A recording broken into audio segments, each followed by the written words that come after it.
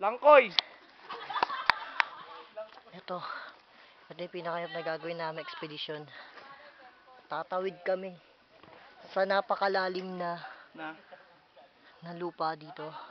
Ito yung pinakamalalim. Pakita mo. Ito po.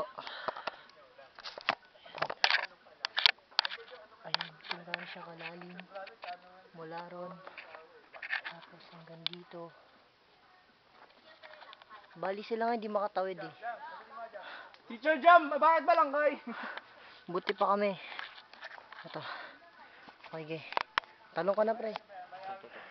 Ano masasabi mo sa dahon? Ito nga pala yung kakaibang dahon ng sili.